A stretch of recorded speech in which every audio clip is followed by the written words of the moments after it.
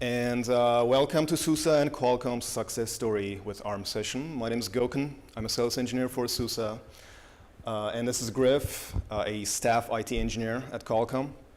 And today we're going to talk about our teamwork between our companies and how that relationship helped shape an enterprise market for the AR64 platform.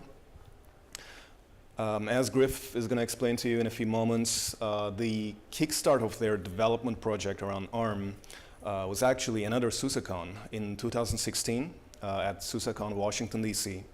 Like all attendees, they received a Raspberry Pi box pre-installed with SUSE Linux Enterprise Server, and that's how that teamwork began. And I'm going to give it to Griff so he can give you all the fun details. And as you can see, he's a big fan of the company. So Griff, maybe take a moment to explain why you like SUSE. What do you like about SUSE? I'll also take off my snazzy glasses so I can see all y'all. Rebecca made it to the town already. That's okay, I think I'm mic'd up, so that's good. So, I'm Griff. The presentation has me as Michael Griff Griffith because I was made by legal to use my full name. But I've been pretty good at successfully branding myself by my mononym. When I did my interview, there was about 3-4 other Michaels in the room, so Griff works. So, Griff. I was born at an early age. It's my favorite little sentence to use. First gig, really, at least professionally working on Linux, was with an aircraft MRO and logistics company, which was very exciting. And then eventually I ended up at the configuration management group at Qualcomm. Now, why are we here to talk today? So I have a talk, my colleague Mike Marion also has a talk tomorrow, and we're here to share our personal stories that we've had with SUSE and Qualcomm for our relationships. We were talking before the talk started about my obvious bias for SUSE. I like to say that I wear my bias on my sleeve, but it's not really true. I wear it on my foot with my SUSE socks. But there's a reason. It's very much an earned bias. I really wasn't working too much with SUSE before, about 5 years ago, and SUSE is just phenomenal. The support that they give us when we have any sort of issue. In this case, I'm going to be talking about ARM servers and how we worked hand in hand to not only get our platform working, but to make the overall ecosystem a good place. It's exciting. It's awesome. It's spoiled me from everybody else. So it's an earned bias. It is. But what am I here to talk about? Making ARM servers boring. Now, I am definitely not the first person to say this. It sort of became a mantra on anything with ARM servers, is they need to be boring. It was always a weird dynamic. You got really excited, really jazzed up. It's like, all right, I'm going to make it awesome, to make it boring. Because at the end of the day, it just needs to be like everything else. And that's what we needed to do. So over on the one side of the slide, we have the IT stack that we needed to care about. We needed to get the operating system just installed. It needed to also install like a normal operating system using tools like UEFI, Pixie Boot, because you can't sneakernet your operating system from a live USB onto tens of thousands of systems. That just doesn't scale. It doesn't work. And we needed to have that, so provisioning. Our configuration management tool. We need to manage these things when they're on the wild. If none of these things, if any bit of that stack didn't work, we have nothing. And we made it boring. I'm very proud that we made it boring. And I'm going to share sort of my journey on this. Some of it's going to have a bit of me rambling. I like to ramble. I like to talk about my story. It's about the journey. And I have my notes here to make sure I don't get too sidetracked. But we'll see how that goes. So, we started with the server development platform, SDP. Shout out to my former colleague, as we named our first two SDP units Tattle and Tail. That's them there, thumbs up. Very excited about this project. It was really, really exciting times. But these SDPs, they weren't in the hands of many people. They weren't in the hands of any of our partners, any of the people we worked with. They were kind of, yeah, it's a development mode. They're a little difficult to work with. We were having custom kernels built to get the operating system to boot, one of which was built on lunch at SUSECON in Washington, D.C. in 2016. So really, I really like that story. As we're sitting here having a plate of food outside of the tech demo area, and he's sitting away. He's like, okay, here's a kernel, so when you go back, you can try to see how it works. And it was great. It's really neat. That doesn't happen in a lot of places, but it happened at SUSECON. Yeah, I'm a little excitable. And our SUSE Pi. So some of you have ran into me in the hallways. It's my battle buddy. It's actually what we're presenting from up here. It was released at SUSECON back in 2016 in DC. It came with SUSE 12.2 with the first enterprise Linux to run on a Raspberry Pi, and we brought it back. And when we got it back to San Diego and plugged it in. Now the SDP was a bit, again, it was a development mule, so turnaround time to get the operating system on it to work, to start compiling stuff, it was difficult. The Raspberry Pi enabled us to just turn around. We built all of our in-house tools, compiled it on ARM, got them working. We were able to send a picture out, the little Coke can for scale here. The reason that I put that picture in the slide is we sent that to one of our vendors when they were complaining that, hey, we don't have ARM servers. How can we port our code to it? We don't have anything. One of my colleagues took that picture and sent it to them going, look, $30, get this, you can compile it, you can get it going.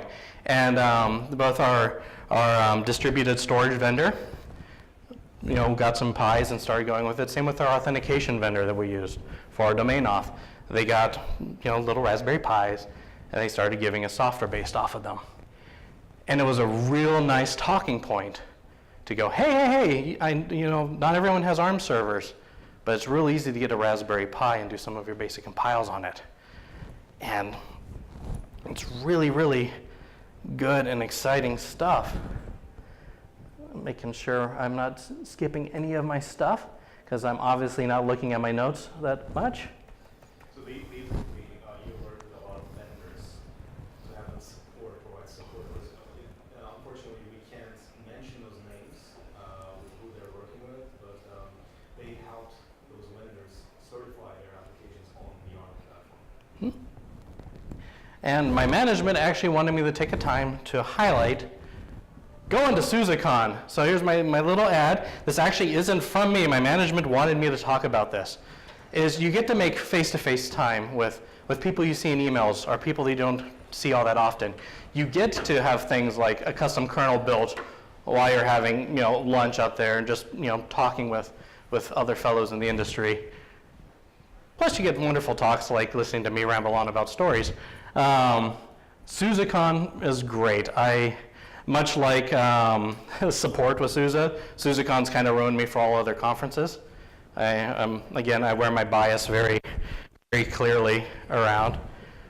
And so, got my management bit out of the way, go to SUSECON. I'm sort of preaching to the choir, I'm sure. But for those of you watching something later on, go to SUSECON, it's worth it.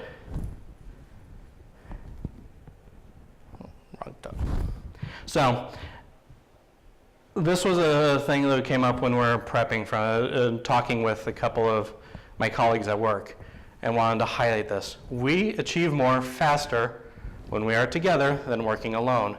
It was kind of cool that the keynote this morning said roughly the exact same sentence. And it's totally true. Is if we were sitting on this journey just ourselves without being able to talk to wonderful folks at SUSE, to get custom kernels built, to get the operating system, to have quick turnaround, we'd be sitting there with a hunk of hardware that doesn't do anything. Likewise, if we didn't, help share some of the hardware and try to get things going, it would be a hard time to write stuff for something that you never have your hands on. And together. So after the SDP and the Raspberry Pi, we moved on to what was called a reference evaluation platform, REP for short. These really started getting going around the time that, a little bit before 12.3 entered beta. And Jay, you can correct me if I'm wrong on this one, but I think really we had a little bit stuff in alpha and a little pre-alpha on it. And at the time, yeah, there wasn't a production operating system ready. And you know, Gokin already alluded to it. During this, as we were on weekly meetings, bi-weekly meetings with SUSE and a good amount of folks at Qualcomm, going through things. We'd get release candidates, build candidates, well ahead of any sort of the beta releases, where hey, here's a new build. Can you try it on your hardware? Okay. Hey, it kernel panicked here. Okay, well here's what my output of it. Here you guys go. Oh, cool, thank you. Okay, here's a new build. Try it out. And iterated through that, and it was a real quick turnaround. It was really valuable. Thank you guys, because some of them are in the room. Really appreciated it. But it was great, because we were able to iterate through. So by the time the beta got there, we were able to start working towards getting our workflows working, our EDA workflows. We already had some of our software, our internal stuff ready to go, because the compiles we did on the Raspberry Pi just worked once we got these up and going. And it was really neat. We got a head start by the Raspberry Pi, and we got a head start because of our early builds before 12.3 even entered alpha, and especially by the time it went into beta. At this point in time, since I mentioned Tattle and Tail earlier, my REPs were Huey, Dewey, and Louie.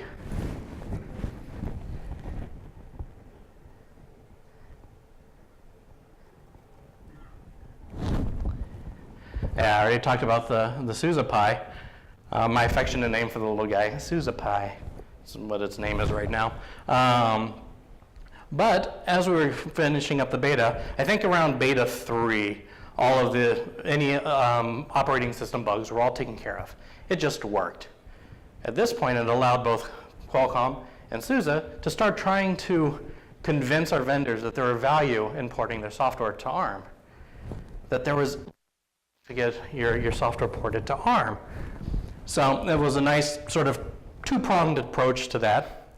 Got things working pretty well. Actually, it worked great. We ended up getting our EDA vendors. Their software was ported to ARM, and it just worked. I'm trying to remember my little wording I used to eliminate names to protect the innocent. Our logging and reporting solution also were able to get it up and running on ARM, and it was thanks to the effort of both SUSE and Qualcomm going, hey, we really should support ARM. It's really cool. This is good stuff. You want to be on ARM. ARM's the way to go. And SUSE 12.3 was on the front line of ARC64 Linux.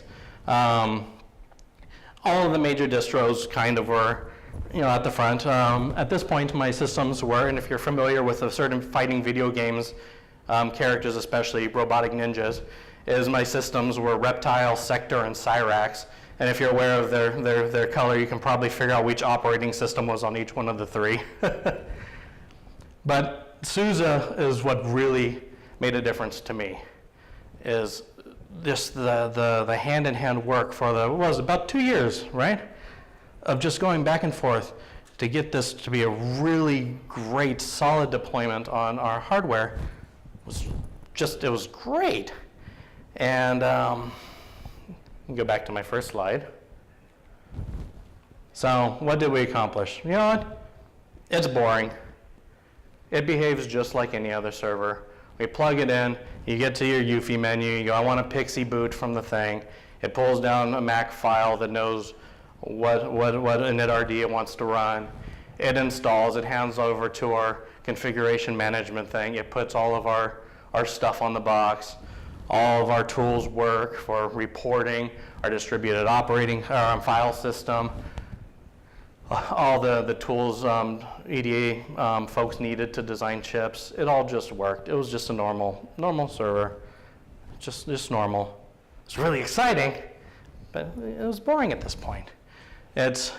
something that I want the, keep calling it sort of desktop world, but I really want the, I guess, just casual use, like Linux user experience to follow some of the server stuff. I love my little Pi top. I love my Raspberry Pi. I have a Pinebook upstairs. I made it to this conference without a single x86 device. But I gotta admit, the server's way more boring than working with some of this stuff. I miss UFI and Pixie. I'm not a huge fan of U-Boot, I'm sorry, especially since I'm on record now of saying that. Yeah, we need to make the desktop boring. I'm a fan. I try to jump headfirst into anything that I do. Is as soon as you start working on something, use it. Use it all the time. That's how you find out what bugs you have. What are the pain points? What annoys you? Okay, one of the great things about being open, that annoys you. You can go and fix it.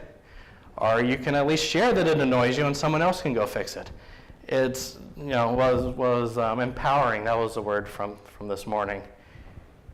And all of this it's really, really neat stuff.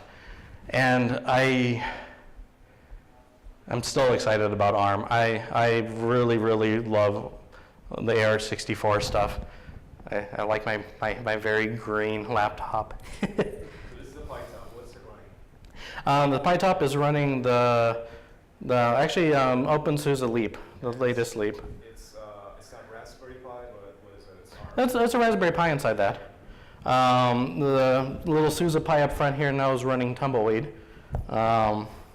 I moved off of SLES for just my own personal reason, and my personal use, I don't really want to deal with the licensing, but SUSE. And it's good. It's boring. I have a question. Yeah. In terms of making it boring and stuff like that, I know one of the issues is with ARM services is just getting the OS installed, right? Most of your stuff being done with custom images that you're doing? Are you doing like AutoYAS type installs? There were AutoYAS installs, and there was no custom image for it. It's straight, if you go to download SUSE's AR64 ISO, we have them mounted on the network, just like we do our x86. We have a...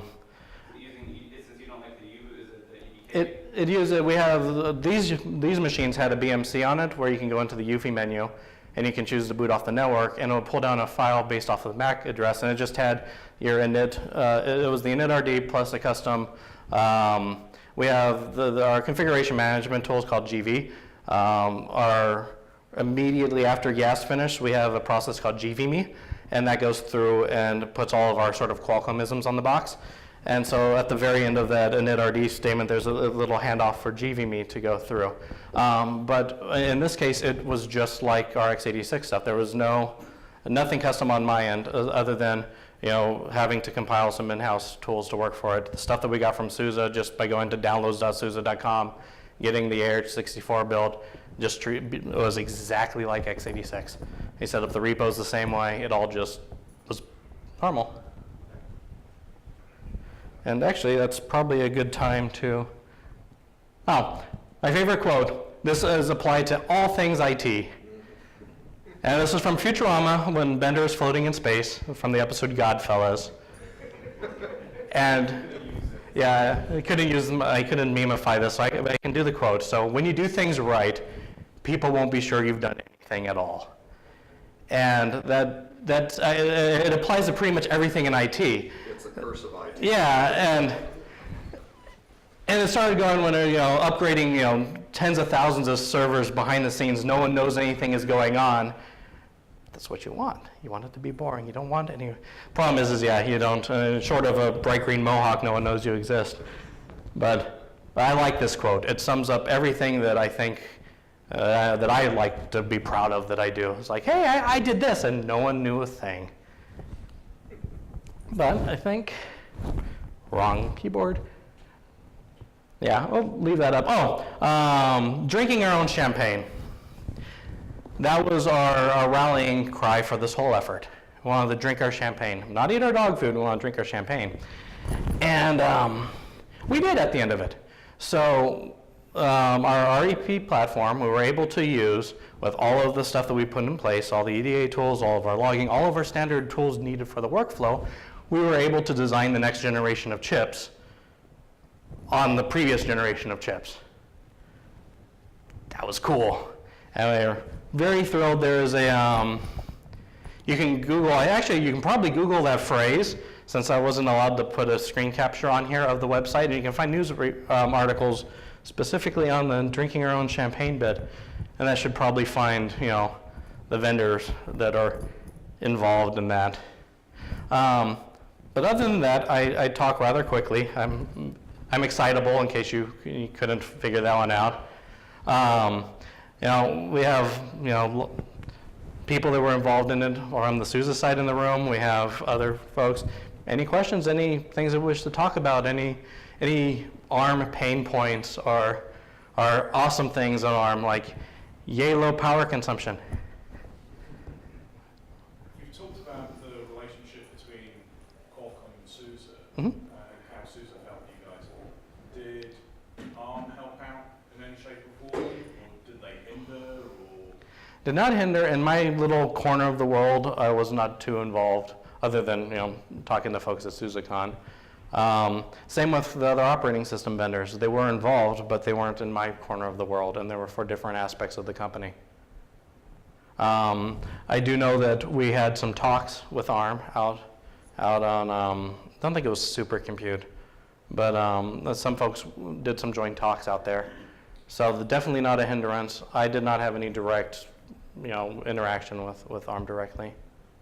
Most of the work was between SUSE and Qualcomm and the vendors that they needed support from. Any other questions?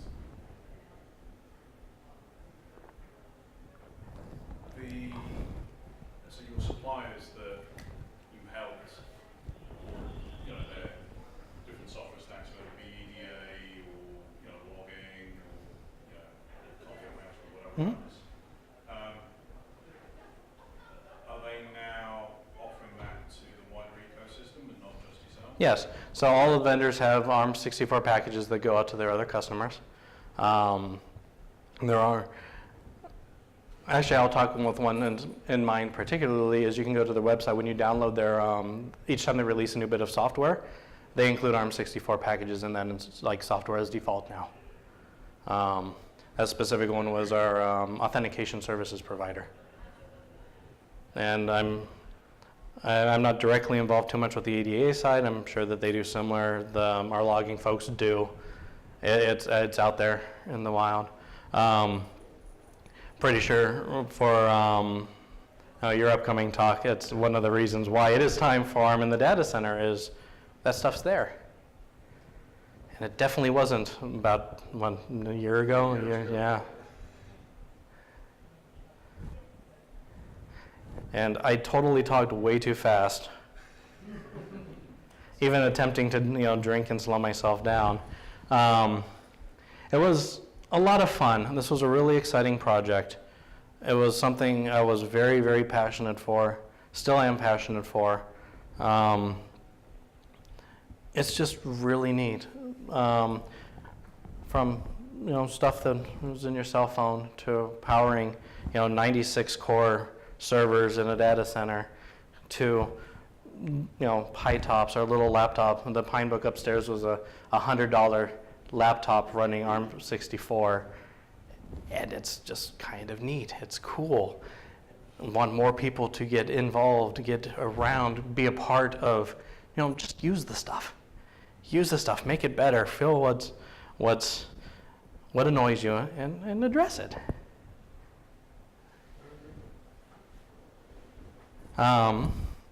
Short of any other bit is, if you're listening to me, and again, sorry, I kind of spoke really quick, you'll likely want to stay put in this room to listen to Jay's talk right after here, which is why it's finally time for ARM in the data center.